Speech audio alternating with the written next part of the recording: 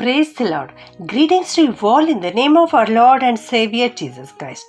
Today's Bible verse, the Gospel according to St. John, chapter 6, verse 12.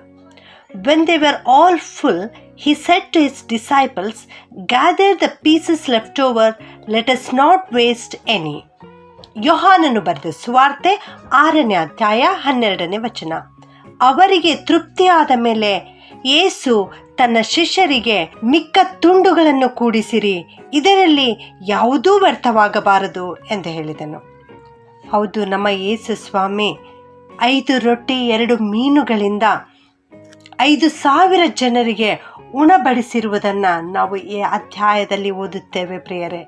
ನಮ್ಮ ದೇವರು ಹೇಳಿದ್ದಾರೆ, ನಾನೇ ಪರಲೋಕದಿಂದ ಇಳಿದು ಬಂದ ಜೀವವುಳ್ಳ ರೊಟ್ಟಿಯಾಗಿದ್ದೇನೆ ಎಂಬುದಾಗಿ. ಹೌದು, ಆತನು ಹಸಿದು ಬಾಯಾರಿ ಕರ್ತನ ಬಳಿಗೆ ಬರುವಂಥವರಿಗೆ ಉಣಬಡಿಸುವಂಥ ದೇವರಾಗಿದ್ದಾರೆ. ಇಲ್ಲಿ 3 ದಿವಸಗಳಿಂದ ಜನರು ಯೇಸು ಸ್ವಾಮಿಯ ವಾಕ್ಯವನ್ನು ಕೇಳಿಸಿಕೊಳ್ಳುತ್ತಾ ಕುಳಿತಿದ್ದರು.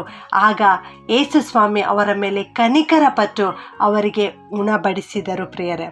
ಕರ್ತನು ಹಸಿವಿನಿಂದ ಬಳಲುತ್ತಿದ್ದಂಥ ಜನರಿಗೆ ಅದ್ಭುತವಾದ ಆಹಾರವನ್ನು ನೀಡಿದರು.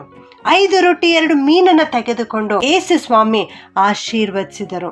ಆಗ ಅದು 5,000 ಮಂದಿ ತೃಪ್ತಿಯಾಗಿ ತಿನ್ನುವುದಕ್ಕೆ ಅನುಕೂಲವಾಯಿತು. ಯೇಸು ಸ್ವಾಮಿ ಮಿಕ್ಕದನ್ನು ತೆಗೆದು ಬಿಸಾಡಲಿಲ್ಲ. ಒಂದೂ ವ್ಯರ್ಥವಾಗದಂತೆ ಉಳಿದ ತುಂಡುಗಳನ್ನು ಕೂಡಿಸಿರಿ ಎಂಬುದಾಗಿ ಇಲ್ಲಿ ಯೇಸು ಸ್ವಾಮಿ ತನ್ನ ಶಿಷ್ಯರಿಗೆ ಹೇಳ್ತಾ ಇದ್ದಾರೆ. ಹೌದು, ಉಳಿದದರಲ್ಲಿಯೂ ಕೂಡ ನಮ್ಮ ಯೇಸು ಸ್ವಾಮಿ ಗಮನವನ್ನು ಹರಿಸುತ್ತಾ ಇದ್ದಾರೆ. ಇಂದು ನೀನು ಅಂದುಕೊಳ್ಳುತ್ತಾ ಇರಬಹುದು, ನಾನು ಉಳಿದವನಾಗಿದ್ದೇನೆ, ನಾನು ಯಾರಿಗೂ ಬೇಡವಾದವನಾಗಿದ್ದೇನೆ, ನಾನು ಯಾರ ಗಮನಕ್ಕೂ ಬರುತ್ತಾ ಇಲ್ಲ, ನಾನು ಎಲ್ಲರಿಂದಲೂ ಕೈ ಬಿಡಲ್ಪಟ್ಟವನಾಗಿದ್ದೇನೆ ಎಂಬುದಾಗಿ ನಿನ್ನನ್ನು ನೀನು ಎಣಿಸಿಕೊಳ್ಳುತ್ತಾ ಇರಬಹುದು. ಆದರೆ ದೇವರು, ಕರ್ತನು, ಯೇಸು ಸ್ವಾಮಿ ನಿನ್ನನ್ನೇ ನೋಡ್ತಾ ಇದ್ದಾರೆ. ನೀನು ಉಳಿದವನಾಗಿರಬಾರದು ಎಂಬುದಾಗಿ ಯೇಸು ಸ್ವಾಮಿ ನಿನ್ನನ್ನು ದೃಷ್ಟಿಸ್ತಾ ಇದ್ದಾರೆ. ಅಲ್ಲಿ ಅವರು ಮಿಕ್ಕದ್ದನ್ನು ಕೂಡಿಸಿದಾಗ 12 ಪುಟ್ಟಿಗಳು ತುಂಬಿದವು ಪ್ರಿಯರೇ. ಅಲ್ಲಿ 15 ಆಗಿಲ್ಲ, 10 ಆಗಿಲ್ಲ, ಆದರೆ 12 ಆಗಿತ್ತು. ಯಾಕೆ ಈ ರೀತಿ 12 ಪುಟ್ಟಿಗಳು ತುಂಬಿರಬಹುದೆಂದರೆ ಯೇಸು ಸ್ವಾಮಿಯ ಶಿಷ್ಯರು 12 ಜನರಾಗಿದ್ದರು. ಅವರೆಲ್ಲರಿಗೆ ಒಂದೊಂದಾಗಿ ಕೊಡುವುದಕ್ಕಾಗಿ ಅಲ್ಲಿ 12 ಪುಟ್ಟಿ ತುಂಬಿರಬಹುದು ಎಂಬುದಾಗಿ ನಾನು ನೆನೆಸುತ್ತೇನೆ.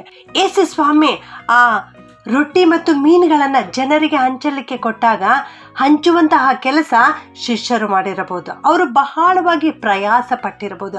5,000 ಜನರಿಗೆ ಉಣಬಡಿಸುವುದು, ಅವರು ಬಾಗಿ ಅವರಿಗೆ ಊಟಕ್ಕೆ ಹಂಚಿಕೊಟ್ಟಾಗ ಅವರಿಗೆ ಆಯಾಸವಾಗಿರಬಹುದು, ಬೆನ್ನು ನೋವಾಗಿರಬಹುದು, ಅವರು ಶ್ರಮ ಪಟ್ಟಿರಬಹುದು. ಆಗ ಅವರ ಶ್ರಮಕ್ಕೆ ಪ್ರತಿಫಲ ದೊರೆಯುತ್ತಾ ಇದೆ. ಎಲ್ಲರಿಗಿಂತಲೂ ಹೆಚ್ಚಾಗಿ ಯೇಸು ಸ್ವಾಮಿ ಆ ಶಿಷ್ಯರಿಗೆ ಇಲ್ಲಿ ಕೊಡ್ತಾ ಇದ್ದಾರೆ ಪ್ರಿಯರೇ. ಹೌದು, ಕರ್ತನು ಅವರಿಗೆ ಹೆಚ್ಚಾದ ಪಾಲನ್ನು ಕೊಟ್ಟನು.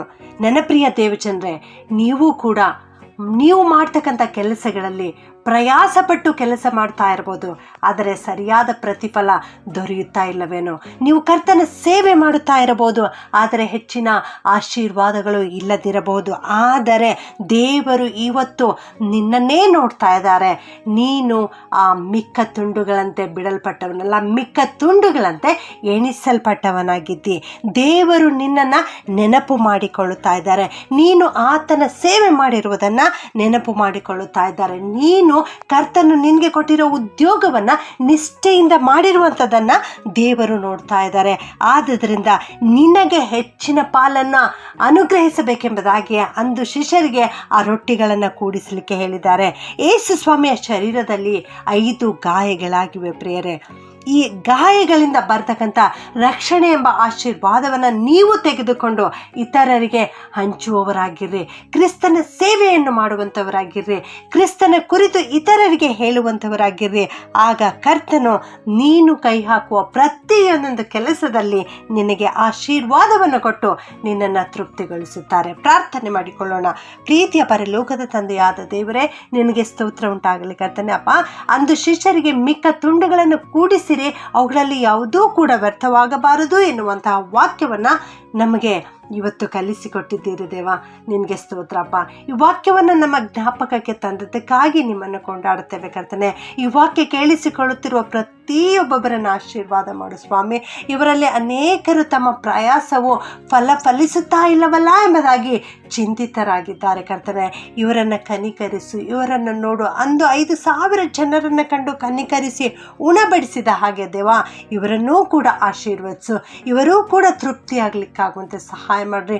ಇವರ ಪ್ರಯಾಸವು ಸಫಲಗೊಳ್ಳಲಿಕ್ಕಾಗುವಂತೆ ಕೃಪೆ ಮಾಡಿ ನಡೆಸಬೇಕಾಗಿ ಈ ಪ್ರಾರ್ಥನೆಯನ್ನು ಯೇಸುವಿನ ನಾಮದಲ್ಲಿ ಪ್ರಾರ್ಥಿಸಿ ಬೇಡುತ್ತೇನೆ ತಂದೆಯೇ. ಆಮೆನ್.